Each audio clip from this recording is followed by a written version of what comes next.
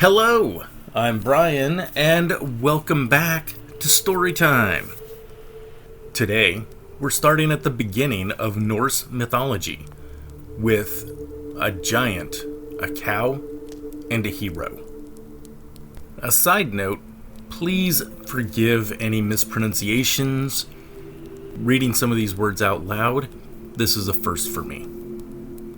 Thank you for understanding. In the beginning of ages, there lived a cow, whose breath was sweet and whose milk was bitter. This cow was called Audhumla, and she lived all by herself on a frosty, misty plain, where there was nothing to be seen but heaps of snow and ice piled strangely over one another. Far away to the north, it was night. Far away to the south, it was day. But all around where Audhumla lay, a cold, gray twilight reigned. By and by, a giant came out of the dark north, and laid down upon the ice near Audhumla. "You must let me drink your milk," said the giant to the cow. And though her milk was bitter, he liked it well. And for him, it was certainly good enough. After a little while, the cow looked all around her for something to eat, and she saw very few grains of salt sprinkled over the ice. So she licked the salt, and breathed with her sweet breath. And then long golden locks rose out of the ice, and the southern day shone upon them, which made them look bright and glittering.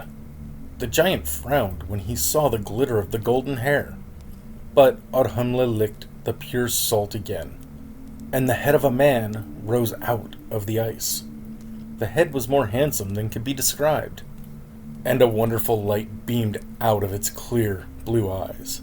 The giant frowned still more when he saw the head, but Audhumla licked the salt a third time, and an entire man arose, a hero majestic in strength and marvelous in beauty.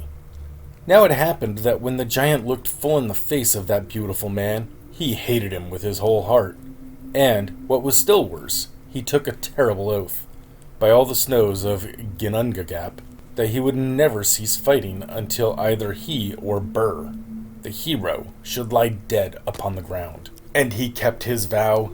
He did not cease fighting until Burr had fallen beneath his cruel blows. I cannot tell how it could be that one so wicked should be able to conquer one so majestic and so beautiful. But so it was. And afterwards, when the sons of the hero began to grow up, the giant and his sons fought against them too, and were very near conquering them many times. But there was the sons of the heroes, and one of very great strength and wisdom, called Odin, who, after many combats, did at last slay the great old giant, and pierced his body through with his keen spear, so that the blood swelled forth in a mighty torrent, broad and deep. And all the hideous giant brood were drowned in it, excepting one, who ran away, panting and afraid. After this, Odin called round him his sons, brothers, and cousins, and spoke to them thus: "Heroes, we have won a great victory. Our enemies are dead or have run away from us. We cannot stay any longer here, where there is nothing evil for us to fight against." The heroes looked round them at the words of Odin. North, south, east, and west. There was no one to fight against them any more, and they called out with one voice, "It is well spoken, Odin. We follow you." "Southward," answered Odin, "heat lies, and northward night. From the dim east the sun begins his journey westward home." "Westward home!" shouted they all, and westward they went. Odin rode in the midst of them, and they all paid him reverence and homage as to a king and father. On his right hand rode Thor, Odin's strong, warlike eldest son. On his left hand rode Balder, the most beautiful and exalted of his children, for the very light of the sun itself shone forth from his pure and noble brow. After him came Tyr, the brave, the silent Vidar, Hodor, who alas was born blind, Hermod, the flying word, Bragi, Honir, and many more mighty lords and heroes. And then came a shell chariot, in which sat Frigga, the wife of Odin, with all their daughters, friends, and tire women. 11 months they journeyed westward, enlivening the way with cheerful songs and conversation. And at the 12th new moon they pitched their tents upon a range of hills which stood near the borders of an inland sea. The greater part of one night they were disturbed by mysterious whisperings, which appeared to proceed from the sea coast and creep up the mountainside. But as Tyr, who got up a half-dozen times and ran furiously about among the gorse and bushes, always returned saying that he could see no one, Frigga and her maidens at length resigned themselves to sleep, though they certainly trembled and started a good deal at intervals. Odin lay awake all night, however, for he felt certain that something unusual was going to happen, and such proved to be the case. For in the morning, before the tents were struck, a most terrific hurricane leveled the poles, and tore in pieces the damask coverings, swept from over the water furiously, up the mountain gorges, round the base of the hills, and up again all along their steep sides, right in the faces of the heroes. Thor swung himself backwards and forwards, and threw stones in every possible direction. Tyr sat down on top of a precipice, and defied the winds to displace him, whilst Balder vainly endeavored to comfort his poor mother, Frigga. But Odin stepped forth calm and unruffled, spread his arms toward the sky, and called out to the spirits of the wind, "Cease, strange Vanir," for that was the name by which they were called. "Cease your rough play, and tell us in what manner we have offended you, that you serve us thus." The winds laughed in a whispered chorus at the words of the brave king, and, after a few low titterings, sank into silence. But each sound in dying grew into a shape. One by one the strange, loose-limbed, uncertain forms stepped forth from caves, from gorges, dropped from the treetops, or rose out of the grass, each wind gust a separate van. Then Njord, their leader, stood forward from the rest of them, and said, "We know, O mighty Odin, how you and your company are truly the Aesir, that is to say, the lords of the whole earth, since you slew the huge, wicked giant. We too are lords, not of the earth, but of the sea and air, and we thought to have glorious sport in fighting one against another. But if such be not your pleasure, let us, instead of that, shake hands."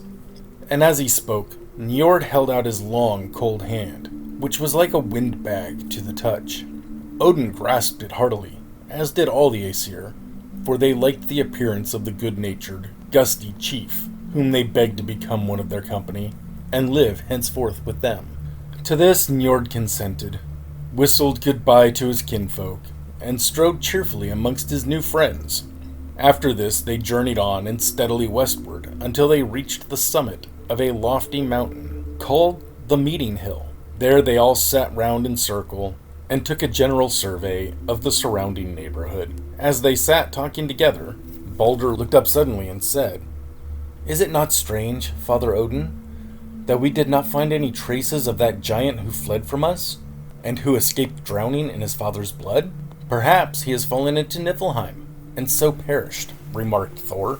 But Njord pointed northward, where the troubled ocean rolled, and said, "Yonder, beyond that sea, lies the snowy region of Jotunheim. It is where the giant lives, and builds cities and castles, and brings up his children, and more hideous brood even than the old one."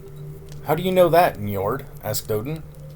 "I have seen him many times," answered Njord, "both before I came to live with you, and also since then, at night, when I have not been able to sleep, and have made little journeys to Jotunheim to pass the time away." "This is indeed terrible news," said Frigga, "for the giants will come out of Jotunheim and devastate the earth." "Not so, my dear Frigga, for here, upon this very hill, we will build for ourselves a city, from which we will keep guard over the poor earth, with its weak men and women, and from whence we will go forth and make war upon Jotunheim." "That is remarkably well said, Father Odin," observed Thor, laughing amidst his red beard.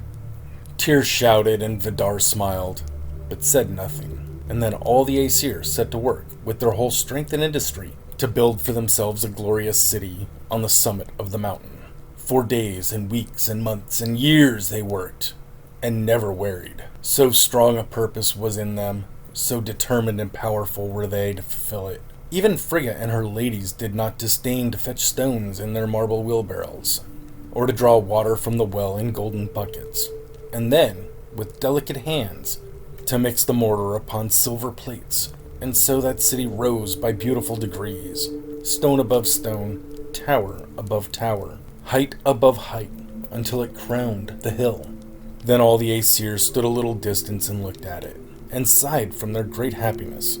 Towering at a giddy height in the center of the city rose Odin's seat, called Air Throne, from whence he could see over the whole earth. On one side of Air Throne stood the Palace of Friends, where Frigga was to live.